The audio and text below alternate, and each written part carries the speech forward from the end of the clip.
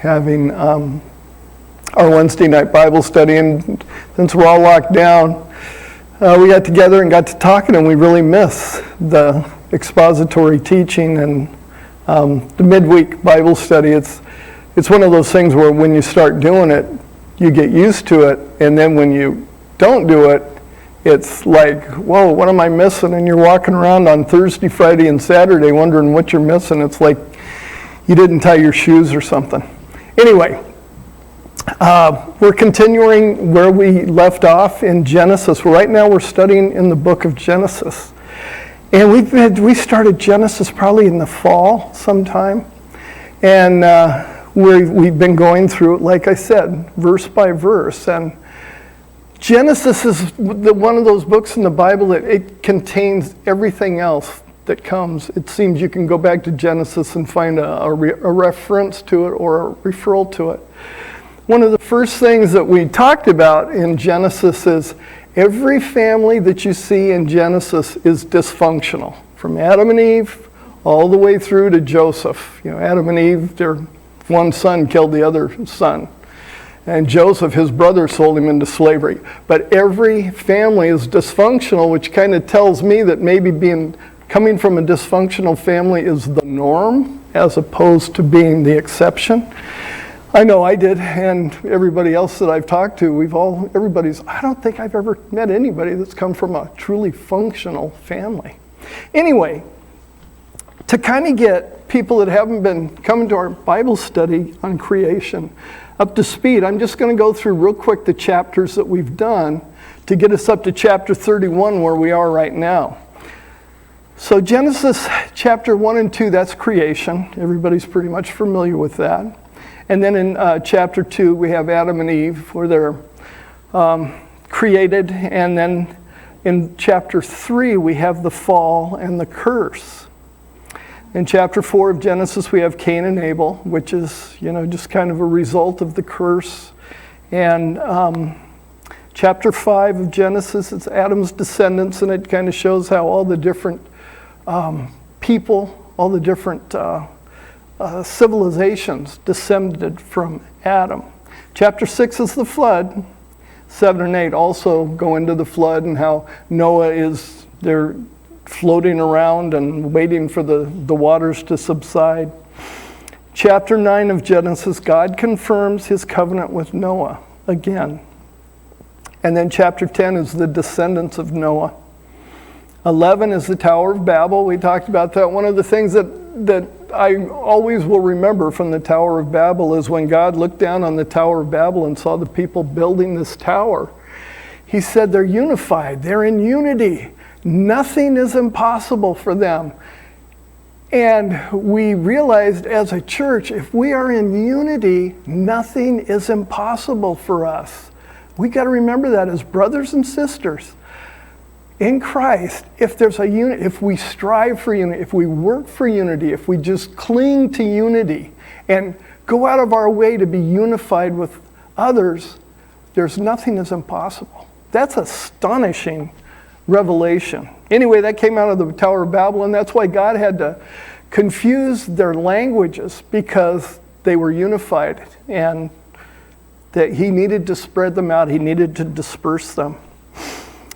And so Genesis chapter 12, we start to see Abram, who becomes Abraham. He is called by God to leave his family and to move to the promised land. And in chapter 13, Abram and Lot, who is his nephew tagged along with him. They have to separate. Abram says, okay, look at the beautiful field in front of us. If you go to the left, I'll go to the right. If you go to the right, I'll go to the left. Well, Lot says, well, that's green, that's beautiful. I'm taking that one. And Abram looked at the dry desert wasteland and said, okay, that's fine, because he knew God was going to bless him. No matter what Lot took, Abram knew that God said he was going to bless him, and Abram, who was the father of faith, believed God. And again, that's where faith comes from, is believing God. So, anyway, they separate. And Lot ends up in Sodom.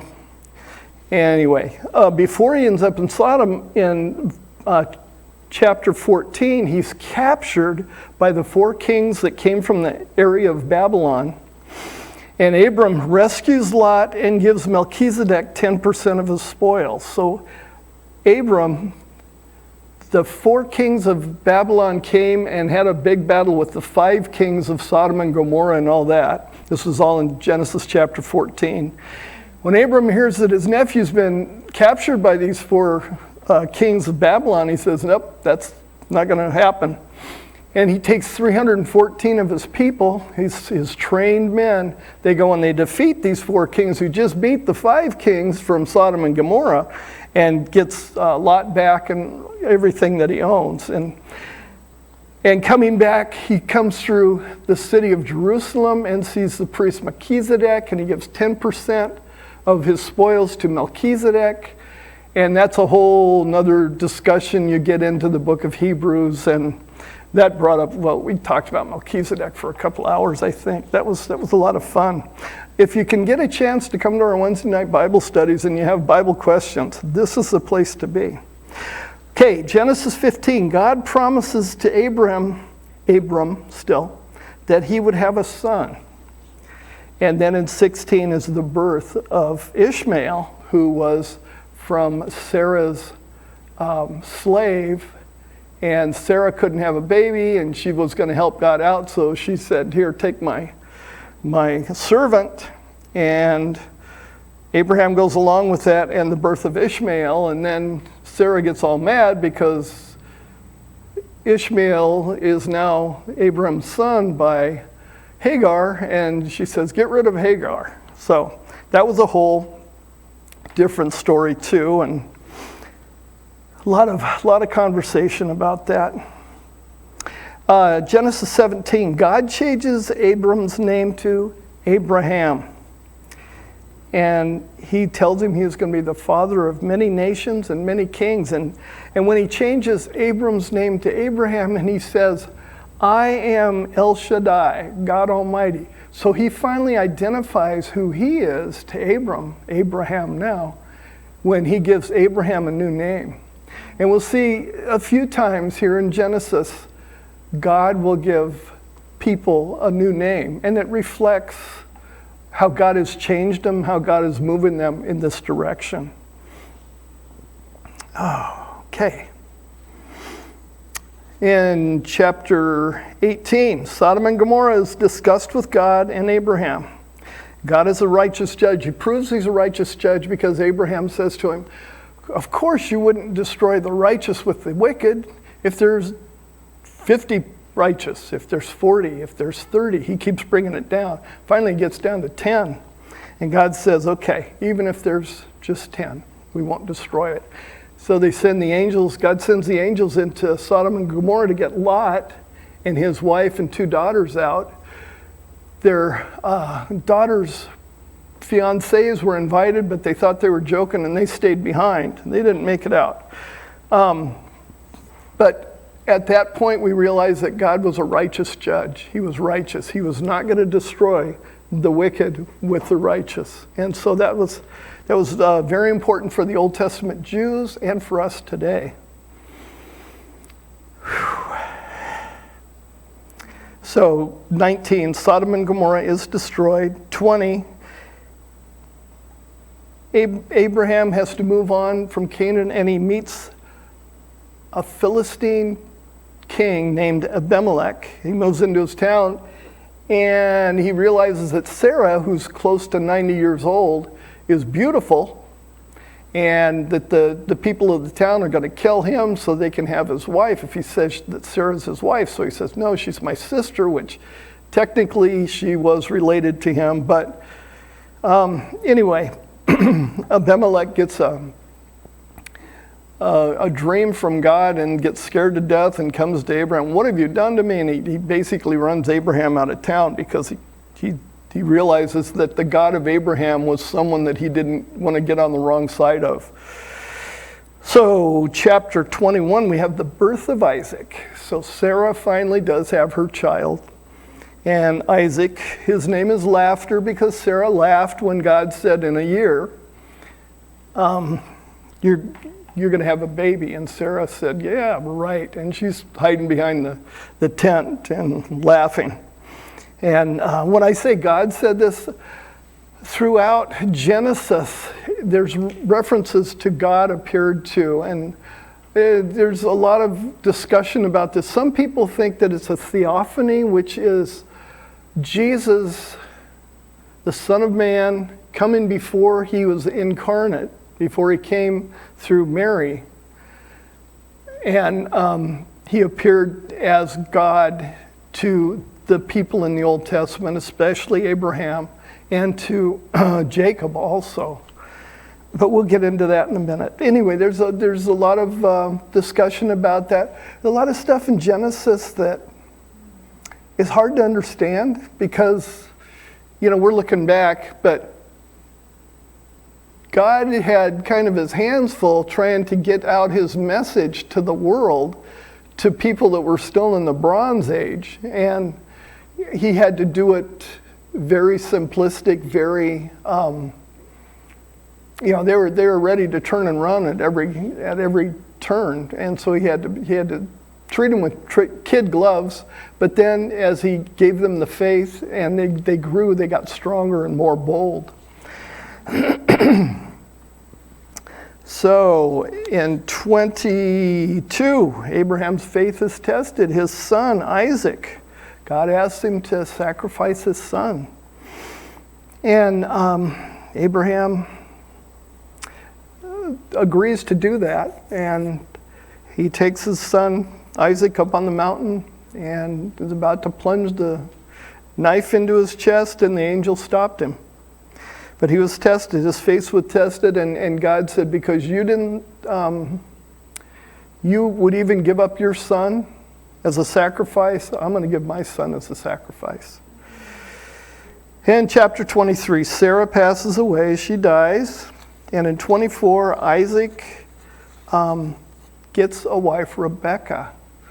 She comes from, Abraham sends his servant to the land of the Chaldeans where Abraham came from, and to his brother's family. And the son of his brother Nahor has a daughter named Rebekah, and she's beautiful, and there's it's a miraculous way that the servant finds her, and then her brother Laban comes right out, and he wants to get involved because Abraham's servant puts a gold bracelet on her arm and gold nose rings, and he's liking the idea of all this gold, and he's got 10 camels full of beautiful things to wear and clothing and riches, and he thinks this is, so he really is impressed by Abraham's servant. Genesis 25, Abraham dies, and Rebekah has Esau and Jacob. And Esau sells his birthright to Jacob at that point. Esau and Jacob were twins. Esau was the firstborn. And as the firstborn, he had a birthright. And he was a man of the woods, a man of the field. He liked to go out hunting. He was always out doing stuff. Jacob hung around the tent, learned how to cook. And he was a very good cook, evidently, because Esau came in and said, I'm starving to death. I'm going to die if I don't get something to eat. And Jacob had some lentil stew, which he enticed him with, which I think right there is a miracle, lentil stew. But that's me. Anyway, Jacob says to Esau, give me your birthright and I'll give you the stew. And he goes, what good's my birthright if I'm dying? And so he gives his birthright to Jacob. And that's one of the start of the falling out between Esau and Jacob. Genesis 26, Isaac and Abimelech. Remember, Abimelech was the king that Abraham said that his wife was his sister. Well, his son, and sometimes it happens that what the father does, the son will follow.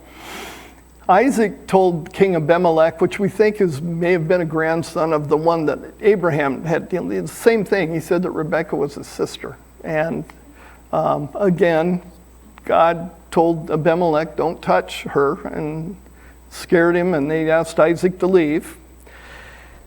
And so Genesis 27, Jacob gets Isaac's blessing. So this is where Jacob deceives his father with the help of Rebekah. He puts on goat skin on his because Esau is a hairy man. And Rebekah gets some of Esau's clothes that smell like Esau. Evidently the hygiene thing was not a big deal back then. And he wanted to smell like his brother. And he goes into Isaac, who's going blind and deaf, but he can still eat. So he brings him the food that he wants. And then Isaac gives Jacob his blessing. And during this time, a person's blessing you couldn't just say, oh, I gave it to the wrong guy, let's do do-overs. No, you had no do-overs when it came to the blessing. Once you gave the blessing, it was done, it was on, and that was it. And consequently, because of that, because Isaac gave his blessing to Jacob, Esau said, I'm going to kill Jacob. As soon as my father dies, I'm killing him. He stole my blessing, he stole my birthright. That's it. He's gone over the line. And that's it. So Genesis 28 is the story of Jacob. Because of what is going on, his mother Rebekah says, you need to leave because your brother wants to kill you as soon as Isaac dies. And so she said, go to my brother Laban. And so Jacob leaves and goes to Laban, who has flocks and herds of goats and sheep and donkeys. And he goes there and he sees Rachel, Laban's daughter, and falls in love. And he says, what can I do? I don't have any money. I don't have anything. The only thing I have is time. And Laban said, okay, give me 7 years and I'll give you Rachel for marriage. Okay, I can do that, Jacob said. And it says in the Bible that it seemed like it was no time at all, and the 7 years went by because he was so in love with Rachel. Well, on the wedding night, they had the big party, and they didn't have lights like we do, and they did the whole thing. Well, anyway, when Jacob woke up in the morning, it wasn't Rachel, it was Leah, Rachel's older sister. And Jacob said, what? What are you guys doing? You've tricked me. This is terrible. I worked 7 years for Rachel, and now I end up with Leah. This is not right. And Laban says, oh, yeah, well, it's not our custom to marry a younger daughter before the oldest daughter gets married. So Leah had to be married first before you can marry Rachel. But you can marry Rachel now if you work another 7 years, which doesn't seem quite right. Anyway, a couple of weeks later, he gives Rachel to Jacob. So Jacob now has Leah and Rachel. And they start having a competition to see who's going to have more children. Leah wants to be loved, basically, by her husband. And he loves Rachel. And that's causing some conflict. But anyway, Leah starts having children. She has 4 children right off the bat. And Rachel's having a fit because she can't seem to conceive. So she gives Jacob one of her servants. And he starts to have children with Rachel's servants. And then Leah gives her servant to Jacob. And anyway, they end up with 11 boys and 1 girl. And that was chapter 30. The wives and the concubines have children for Jacob. So we're in chapter 31. And I said all that to get to here. So I don't have anything behind me, so you're going to have to get a Bible and go to Genesis. It's the first book in the Bible. It's an easy one to find. And go to Genesis chapter 31, and we'll start reading. Like I said, we do it line by line. And I'll start. Genesis chapter 31, verse 1. But Jacob soon learned that Laban's sons were grumbling about him. Remember, Jacob's been there for 14 years now to get both of the wives. And then he stayed. And so it's been about a total of 20 years that he has been working for Laban. Jacob has robbed our father of everything, the son said. He's gained all our wealth at our father's expense. And Jacob began to notice a change in Laban's attitude towards him. So when they saw that Jacob had become rich, Laban's sons viewed Jacob's wealth as essentially stolen from them. Despite the fact that A, Laban had asked Jacob to name the price of his many years of service, and B, those many years of service had resulted in great prosperity for Laban. Because Jacob was such a hard worker and God was with him, everything he did, he prospered. And Laban, who was very attuned to material wealth, realized that he had a cash cow here with Jacob because God was blessing him. And he didn't want Jacob to go anywhere. But Jacob said in the earlier chapter 30, he said, okay, I want my share of, what you owe me. He goes, okay, what would you like? He says, I'll take all the speckled and the striped sheep, goats, whatever. And so then all the animals started dropping striped and spotted animals, and Jacob got all of these. And so then they said, okay, no, let's just give you the spotted ones. And then Laban told his sons to take all the striped ones far away so Jacob couldn't get it. So there was a lot of dishonest dealings with Laban going on right now. And this first verse, you can see that his attitude had changed towards Jacob. Then the Lord said to Jacob, return to the land of your father and grandfather and to your relatives there, and I will be with you. So God kind of confirmed to Jacob, okay, it's time to move on. These same sons that were accusing Jacob of cheating their father, Jacob's wealth was entirely due to his own efforts and God's blessing. Envy again rises up in Genesis. We see envy time and time again when someone's very successful. And then it happened with Isaac and the Philistines in Genesis 26. Some people resent the wealth of others. Instead of watching that person and figuring out how they achieved their wealth and trying to imitate their behavior, others, like the sons of Laban, feel people who are wealthy became that way by taking it from others. We can avoid jealousy by rejoicing in the success of others. Romans 12:15 says, be happy with those who are happy and weep with those who weep. So be happy with those who are happy. Rejoice for them. Jealousy here leads to exaggeration and arguing dishonestly. Jacob has taken everything that was our father's. He didn't take everything that was their father's, obviously. When people don't have the facts on their side, they sometimes resort to inaccuracies and outright distortion. Verse 2. And Jacob noticed a change in Laban's attitude. Then the Lord said to Jacob, return to the land of your father and grandfathers, and to your relatives there, and I will be with you.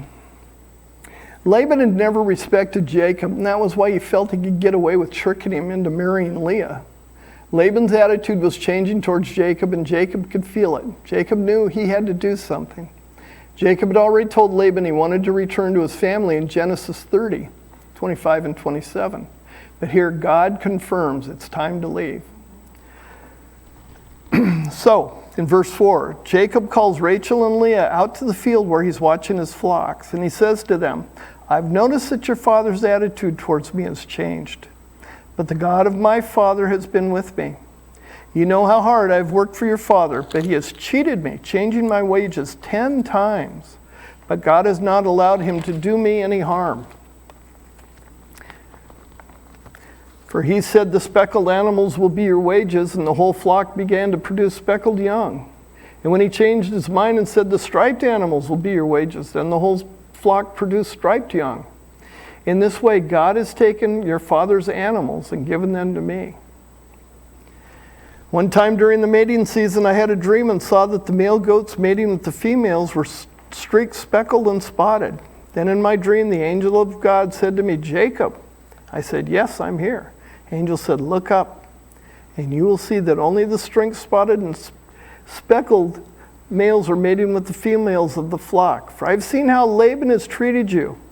I'm the God who appeared to you at Bethel, the place you were anointed, where you anointed the pillar of stone and made your vow to me. Now get ready and leave this country. Return to the land of your birth." Rachel and Leah responded, "That's fine with us. We won't inherit any of our father's wealth anyway. He's reduced our rights to those of foreign women. And after he sold us, he wasted the money you paid him for us. All the wealth God has given you from our father legally belongs to us and our children. So go ahead and do whatever God has told you to do." So Rachel and Leah, they're behind Jacob 100%. He lets his wives know that it's time to lead, and he pleads his case that we just read, that God has blessed him and increased the flocks, even though Laban has changed his wages repeatedly. Verse 7, Jacob had made a covenant with God at Bethel and told God if he protected him, he would be Jacob's God. That was in Genesis 28. We see here Jacob realizes that God has protected him and blessed him while he worked for Laban. And he kept Laban from cheating him out of everything. In the course of explaining to his wives that he had not cheated their father, Jacob gives recognition to God for his abundance, not the striped rods that he had used in Genesis 30, 37, and 39. In Genesis 30, Jacob had gone into this whole thing where he was cutting pieces of wood and making stripes on them, putting them in the watering trough, so when the animals drank there, they were looking at them, and it was almost like a pagan ritual or something. But he realizes now that it was God that blessed him and not the striped sticks. God has blessed Jacob in spite of Laban's attempt to cheat him. God will bless us also, even if we're being cheated or misused. God has a way of blessing us, even if the game is rigged against us. Even if someone going out of their way to take advantage of us, if we rely on God and we trust God, he will take care of us. So leaving home doesn't seem too difficult of a choice for Rachel and Leah because their father had treated them as poorly as he had treated Jacob. According to the custom of the time, they were supposed to receive the benefits from a dowry that Jacob had paid for them, 14 years of hard labor, and they received nothing. Basically, Laban had sold Rachel and Leah to Jacob like property that had changed hands. They realized that Laban was never going to give them what was rightfully theirs, and they wholeheartedly agreed with Jacob to take the wealth God had given him and leave. So they said, it's fine with us. So, verse 17. Jacob put his wives and children on camels, and he drove all his livestock in front of him.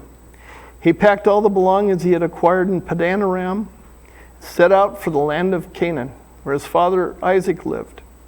At the time they left, Laban was some distance away, shearing his sheep. Rachel stole her father's household idols and took them with her.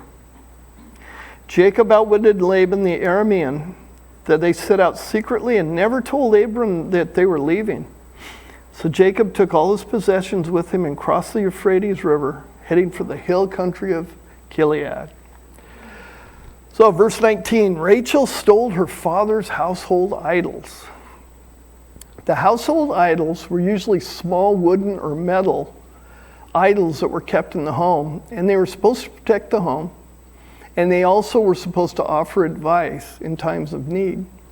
Legally, whoever inherited the household items could rightfully claim the greater portion of the family's inheritance. There's a lot of theories abound as to why Rachel stole these idols. I'll give you a few of them, which are interesting, just to give you kind of, because it's one of those things where why would she take that if she's going with Jacob and the God of Jacob who's taking care of, why would she take the household idols? Well, for one, some people think that she was afraid of Laban, that he would consult the idols and find out that they were gone, and find out what direction they'd gone and where they were heading. Some think that perhaps she wanted to claim the family's inheritance. Since she did have the household idol, she could have a claim to the family's inheritance. Maybe she wanted to use them to declare Jacob, not Laban, as the head of their household. Maybe she thought they'd bring good luck on their journey to Canaan. And we remember that Rachel was desperate to have a child, even resorting at one point to mandrakes, which were a plant that was supposed to help you to conceive. And maybe she thought these idols would help her conceive. And finally, she'd been around these idols all her life and probably felt safer with them than without them. We don't know how much she trusted the God of Jacob, since she didn't tell anyone about taking these idols. She'd always lived in her father's home. She'd never moved away. She'd always lived there. And she may have been afraid to leave home without them. We don't know. So, verse 22. 3 days later, Laban was told that Jacob had fled. So he gathered a group of his relatives and set out in hot pursuit. He caught up with Jacob 7 days later in the hill country of Gilead. But the previous night, God had appeared to Laban the Aramean in a dream and told him, "I'm warning you, leave Jacob alone." So God appeared to Laban in a dream and tells him to leave Jacob alone. God had to intervene for Jacob's safety, or Laban would have done whatever he thought he could get away with regarding Jacob and his property. Laban caught up with Jacob as he camped in the hill country of Gilead, and he set up his camp not far from Jacob's. "What do you mean, deceiving me like this?" Laban demanded. "How dare you drag my daughters away like prisoners of war? Why did you slip away secretly? Why did you deceive me? And why didn't you say you wanted to leave? I would have given you a farewell feast with singing and music, accompanied by tambourines and harps. Why didn't you let me kiss my daughters and my grandchildren and tell them goodbye? You have acted very foolishly. I could destroy you, but the God of your father appeared to me last night and warned me, 'Leave Jacob alone.' I can understand your feelings that you must go and your intense longing for your father's home. But why have you stolen my gods?"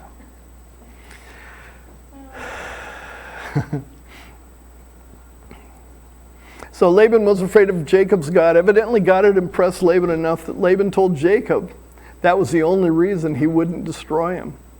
Again, God was fulfilling his part of the bargain of the covenant that he'd made with Jacob to protect him. And in verse 31, Jacob answers Laban's first question from verse 27. "Why did you flee in secrecy and mislead me and not tell me?" "I rushed away because I was afraid," Jacob answered. "I thought you would take your daughters from me by force. But as for your gods, see if you can find them, and let the person who has taken them die. And if you find anything else that belongs to you, identify it before all of these relatives of ours, and I'll give it back." But Jacob did not know that Rachel had stolen the household idols.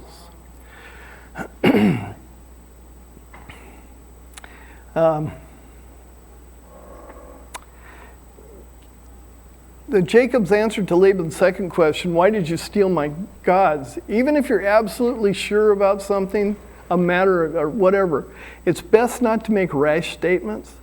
Jacob's answer must have terrified Rachel. And we're all tempted to make grand statements when we know we're right. But it's usually unnecessary. Even this grand statement that they would die, whoever took it, it didn't stop Laban from going through everything.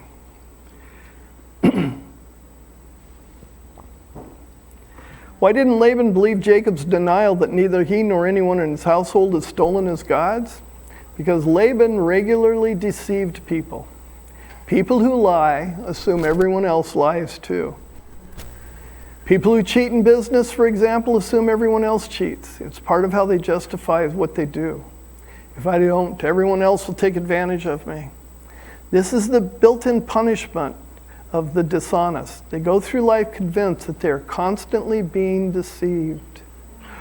Or as George Bernard Shaw put it, the liar's punishment is not that he is not believed, but that he cannot believe anyone else.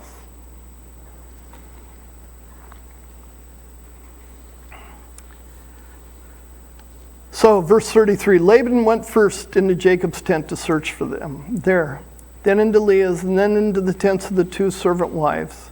But he found nothing. Finally, he went to Rachel's tent, but Rachel had taken the household idols and hidden them in her camel saddle, and now she was sitting on them.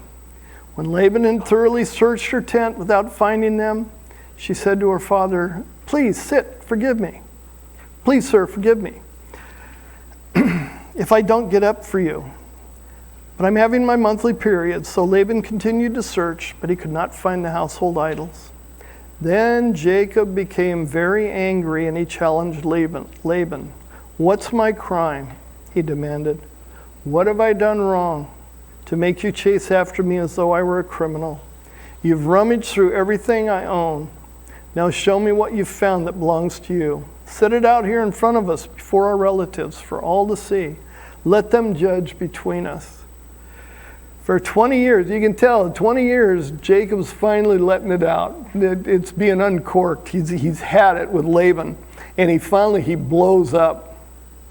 The sad thing about it was Laban, this was the one thing that Laban was honest about regarding Jacob, that somebody in his family had stolen his idols. But it's the one thing that Jacob that is finally the last straw. That for 20 years I've been with you, caring for your flocks, and all that time your sheep and goats never miscarried. And all those years I never used a single ram of yours for food.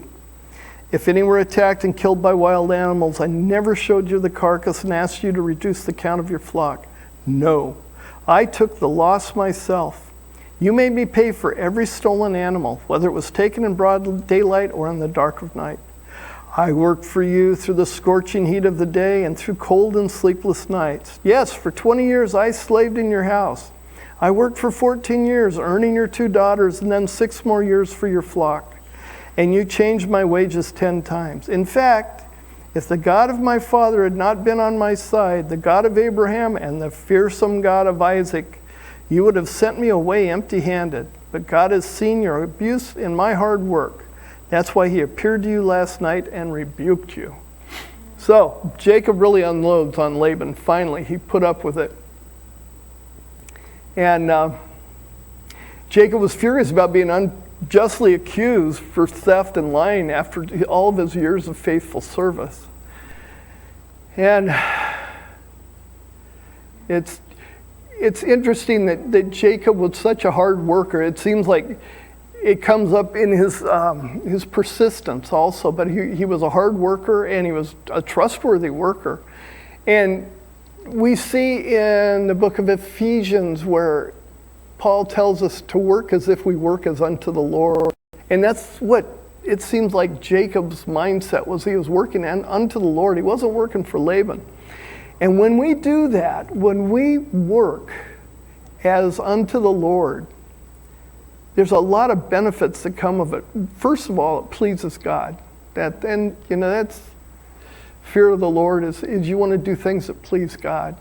And when you please God, when you do things that please God, it gives you wisdom. When you work as hard as you can, it earns recognition and advancement. People want you. They're not going to put someone that's a hard worker, that's diligent, that's trustworthy, that gets to work on time. They're not going to put him in charge of sweeping, the patio. They're going to put him in charge of stuff that needs to be done that's important, and you're going to advance. Yet it enhances your reputation. Everybody knows who's a good worker. There's that old saying, if you want something done, find a busy person. They'll get it done. And it builds, other people have confidence in you. And it gives you more experience and knowledge. The more you do and the harder you work at it, the more you learn, and the more you have more experience, more knowledge, and you're just better off.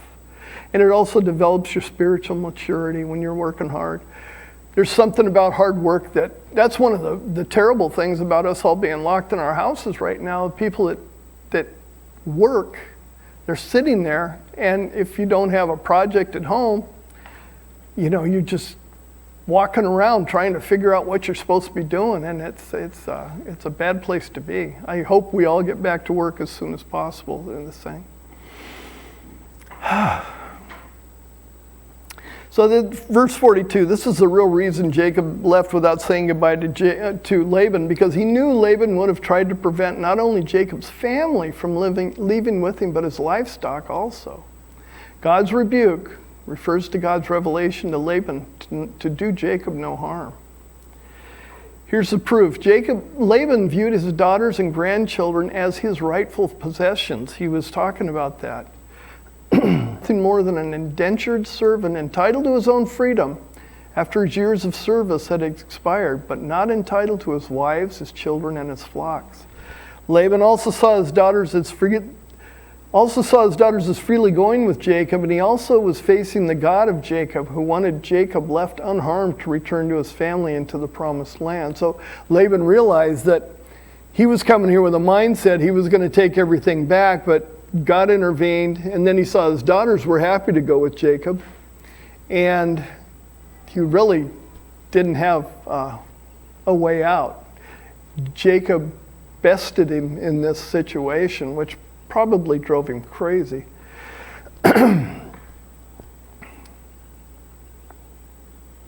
So, verse 43. Then Laban replied to Jacob, "These women are my daughters, these children are my grandchildren, and these flocks are my flocks. In fact, everything you see is mine. But what can I do about my daughters and their children? So come, let's make a covenant, you and I, and it'll be a witness to our commitment." So Jacob took a stone and set it up as a monument. Then he told his family members, "Gather some stones." So they gathered stones and piled them in a heap. Then Jacob and Laban sat down beside the pile of stones to eat a covenant meal to commemorate the event. Laban called the place Jagar Sadhutha, which means witness pile in Aramaic, and Jacob called it Galid, which means witness pile in Hebrew. Then Laban declared, "This pile of stones will stand as a witness to remind us of the covenant we have made today." This explains why it was called Galid, the witness pile. But it was also called Mizpah, which means watchtower. For Laban said, "May the Lord keep watch between us to make sure that we keep this covenant when we are out of each other's sight." Again, he didn't trust. When we're out of each other's sight. "If you mistreat my daughters or if you marry another wife, God will see it if no one else does. He is a witness of this covenant between us." "See these pile of stones," Laban continued, "and see this monument I have set between us? They stand between us as a witness of our vows. I will never pass this pile of stones to harm you, and you must never pass these stones or this monument to harm me. I call on the God of our ancestors, the God of your grandfather Abraham and the God of my grandfather Nahor, to serve as a judge between us." So Jacob took an oath before the fearsome God of his father Isaac to respect the boundary line. Then Jacob offered a sacrifice to God there on the mountain and invited everyone to a covenant feast. After they had eaten, they spent the night on the mountain. Then Laban got up early the next morning. He kissed his grandchildren and his daughters and blessed them. Then he left and returned home. So to be binding at this time, an agreement had to be witnessed by a third party. And here, in this case, Jacob and Laban used God as the witness, that they would keep their word. So that's the end of Genesis 31. And here we say goodbye to Laban. We first saw him in Genesis 24, when Abraham's servant went to find a wife for Isaac among Abraham's brother's family. Laban, who was Rebekah's brother, saw the gold bracelets and the nose rings and the servant had given Rebekah, and he was negotiating marriage between Isaac and Rebekah before Rebekah's father even came on the scene. He was already working on getting Rebekah married into this rich family because Abraham's servant had shown up with 10 camels. Laban was always seemed to be concerned with making a profit. His controlling nature is evident when he realized that finally he had no control over Jacob. And so he makes sure that Jacob is gone for good and would not marry any other woman because of their covenant. But he also made sure that Jacob would never come back and cross that line. He wanted him God for good. God for good. Okay, it's 7:45. We can start Genesis 32. Go for a few more minutes. What's that? Oh, my wife said I have to drink some water, sorry. So,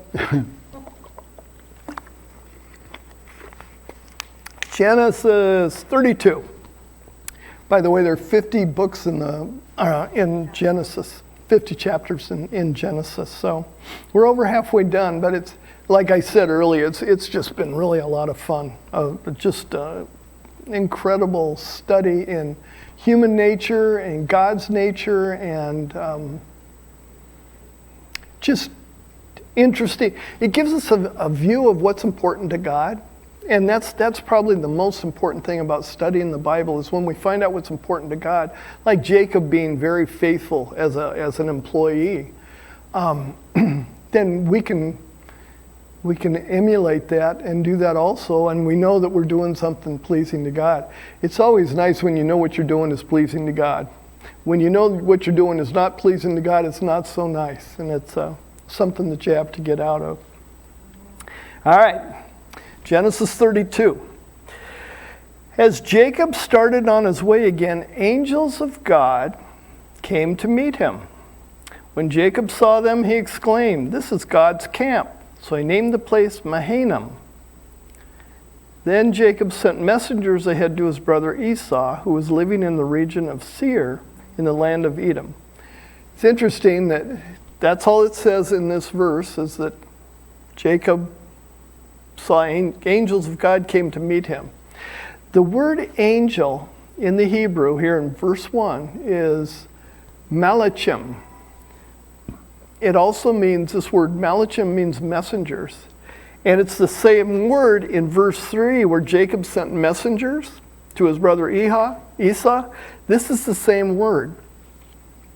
So the angels are messengers from God, and we call them angels, but the same word malachim are messengers from man. We just call them messengers, which is kind of interesting.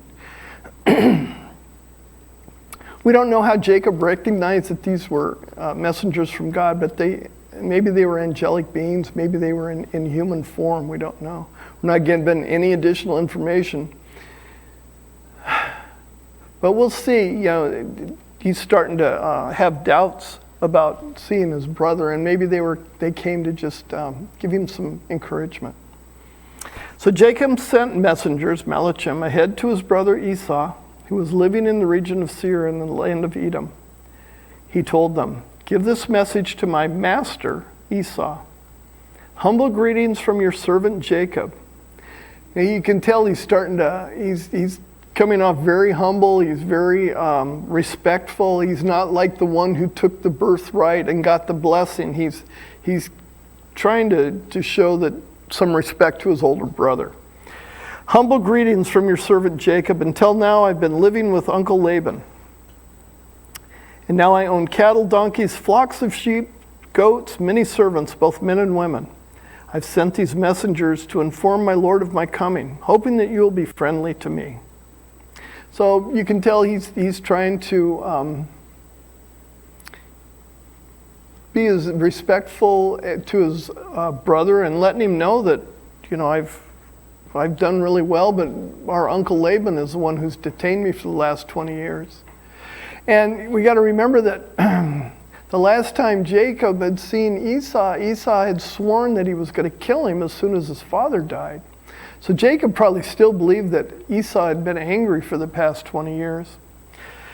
So Jacob instructed his messengers to use deferential language like a younger brother speaking to an older brother. Jacob was acting as if the sale of the birthright meant nothing to him, to try to remove the hatred from Esau. Verse 6, after delivering this message, the messengers returned to Jacob and reported, "We met your brother Esau, and he is already on his way to meet you with an army of 400 men. Jacob was terrified at the news. He divided his household along with his flocks and herds and camels into two groups. He thought, if Esau meets one group and attacks us, perhaps the other group can escape.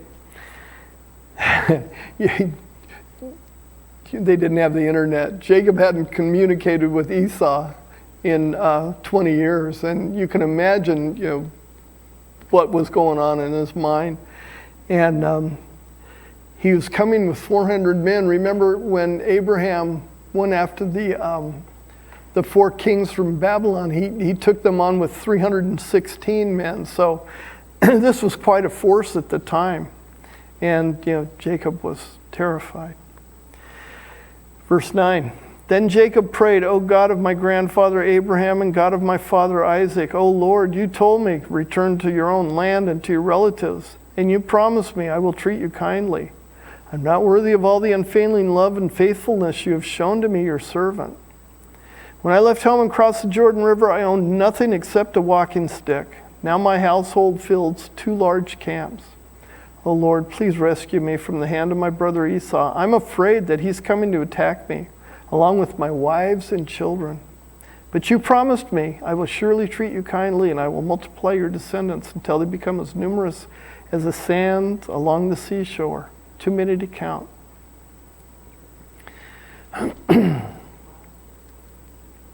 So God had long ago promised Jacob he would protect him and be with him.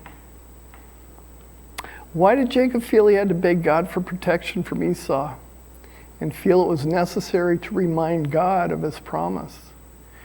Here's God's word, the Bible, showing us that we all have doubts. Even someone who, had come in direct contact with God, like Jacob, he still had doubts. And I think it lets us know that as Christians, we're going to have doubts too. We've come in contact with God, but there's going to be times when we're going to have doubts. There's going to be questions. It's just right now with this whole coronavirus stuff. Why is God allowing this to happen? But we have to go back, and I think that's one of the great things about God's promises is Jesus said, I will never leave you or forsake you. And it's not that we have to remind Jesus that he said, I will never leave you or forsake you. We have to remind us that Jesus said he would never leave us or forsake us. That we, when I come to the Lord and I say, stuff's going wrong, it's falling apart, all that, and I start remembering the promises, it's a comfort to me. And without doubt, we can't really have faith. If there wasn't that little bit of, like we're 99% sure, but there's that 1%, and I think that's what gives us faith. That's what makes us live, a faith-filled life, because if it was 100% sure, I think it would take a lot of the freedom out of it, a lot of our choices out of it. And so here we see Jacob, who's had direct contact with God. I mean, the angels just showed up again, and he's having doubts.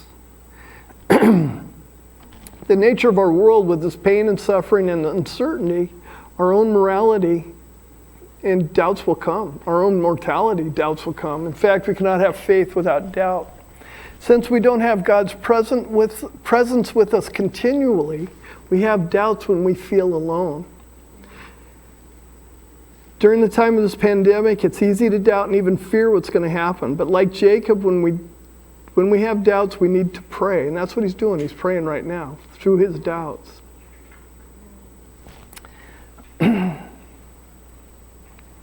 And doubts are not wrong. I think that's what the Bible is showing us. That's why we have this right now. It's so that we can.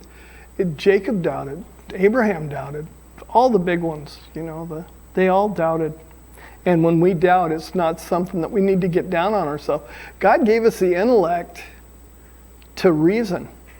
And he expects us to come to him and talk to him about what's going on. In fact, I think he loves it when we come and talk to him about what's going on, because he can get involved and we can see his involvement, and it draws us closer to him. So Jacob stayed there for the night. Then he selected, verse 13. Jacob stayed there for the night. Then he selected these gifts from his possessions to present to his brother Esau. 200 female goats, 20 male goats, 200 ewes, 20 rams, 30 female camels and their young, 40 cows, 10 bulls, 20 female donkeys, and 10 male donkeys. He divided these animals into herds and assigned each to different servants. Then he told his servants, "Go ahead of me with the animals, but keep some distance between the herds." Just reading that list of animals, that's amazing. He went there with just a walking stick, like he said. And now he's got all this to give to his brother. He's willing to share with his brother, which is nice. He gave these instructions to the men leading the first group. "When my brother Esau meets you, he will ask, 'Whose servant are you?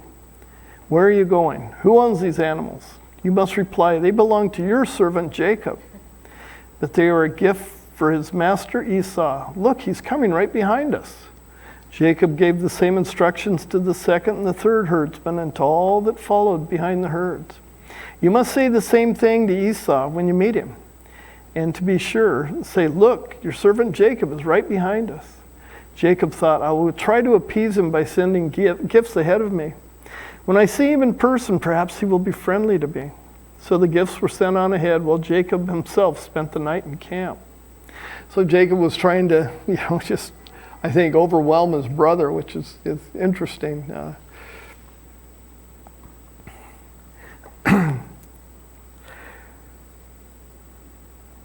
Verse 22, during the night Jacob got up and took his 2 wives, his 2 servants' wives, and his 11 sons, and crossed the Jabbok River with them. After taking them to the other side, he sent over all his possessions. This left Jacob all alone in the camp, and a man came and wrestled with him until the dawn began to break.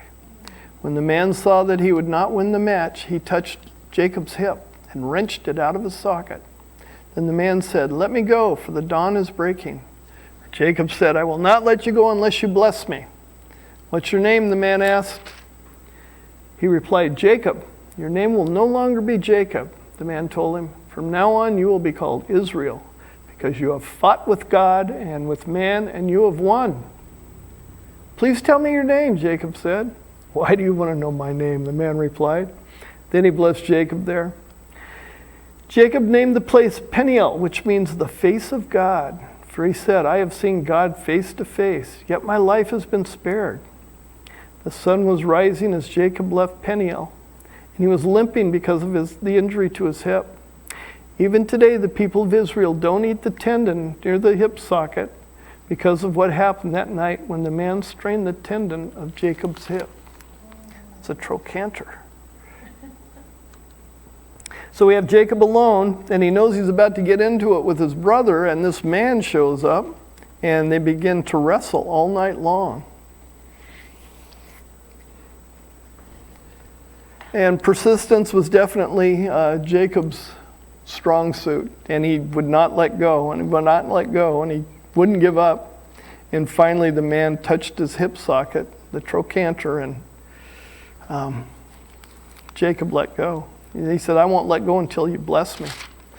And again, just like Abram got his name changed to Abraham, Jacob got his name changed to Israel.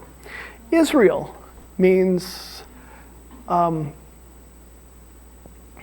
Yashe-el, which means struggle with God. So Israel means he struggled with God. Obviously, Jacob was struggling with. Again, some people think that this was another theophany where Jesus came as a man on earth before his time and wrestled with Jacob all night long. And Jacob says, "I've seen God face to face, and I'm still alive." So again, Genesis has some stuff in it that's really kind of hard to understand, but there have been many people in the Bible with new names: Sarah, Abraham, Peter, Paul, and their names are an indication of how God has changed their lives. Here we see Jacob's character has changed. Jacob used to be the ambitious deceiver, has become Israel, the one who had struggled with God and overcomes. Israel means struggle. Y-S-R-A, Yisra, with God, L. Yisrael. Yisrael. God's people have definitely struggled with God throughout history. The Jews have struggled with God throughout history, throughout the whole Old Testament, and since then. And I think God expects us to ask questions. Again, I'm going back to what we talked about doubt. I think God expects us to ask questions, to bear our hearts and our fears. And he's not offended when we question. When Abraham was bargaining with him about Sodom and Gomorrah, he wasn't offended about, okay, if I find 40 righteous men, I won't destroy. Well, let me ask you, what about 30? Okay, if I find, it didn't bother God at all when he was talking to Abraham. And I think as Christians, a lot of times we just, okay, God's up there and we don't want to make him mad. It's just kind of that attitude. But I don't think that's what God expects of us. Again, he created us with the mind. And if we're honest with him, if we honestly have problems, disagreements, problems with what's going on, it's okay to come to him and just say, this is terrible. It's not working out. What can I do? What am I doing wrong? What can you do, God? I think of, the people I love. There's been plenty of times when I've gone to them and say, this is not working out. We need to do something differently. And we have a struggle. We have a conflict. And, I always give in to my wife so the conflict goes away. But anyway, I think it's really valid to be able to just come to God and just open your heart. Hey, he wants every part of us. He wants even the parts that doubt. He wants even the parts that are unsure. And it's interesting, very interesting. Anyway, okay. He's called Israel. And to this day, the Jews don't eat the tendon near the hip socket. That's it for tonight. That's Genesis 31 and 32. Thank you all for tuning in. I'm going to finish up with a prayer. It's Passover tonight. And Father God, we ask you, humbly we come before you because of the blood of Jesus Christ. We ask you to pass over the homes of our people. For the people listening to this right now, I pray, God, that you would pass over, that this pandemic would not touch any of our children, any of your children, Lord. As Passover, as we remember what you did for the children of Israel, how the death angel passed over and didn't touch any of their homes, we ask for safety. We ask for blessing. We ask for healing.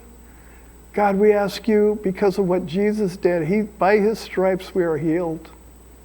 And by his blood we are saved. And we put that blood on our hearts, on our doorposts, and we ask you, Lord, to protect your people. Everyone that's watching this right now, everyone who will watch it tomorrow, Lord, pray, God, that you would bless them and be with them. We thank you, Lord, that you give us from the Old Testament celebrations that we can even call on in 2020 in times of need, Lord. And we pray, God, that those of us that have doubts, those of us that have issues right now, I pray, God, that we could come to you and bare our hearts, not hold back and not put a bunch of these and thous and stuff in there. That's all a big smoke screen, but we can actually bare our hearts and tell you how we really feel. Because I know, Lord, you love that, and that's what you want. Lord God, I ask you to bless everybody watching tonight. Be with them in Jesus' name.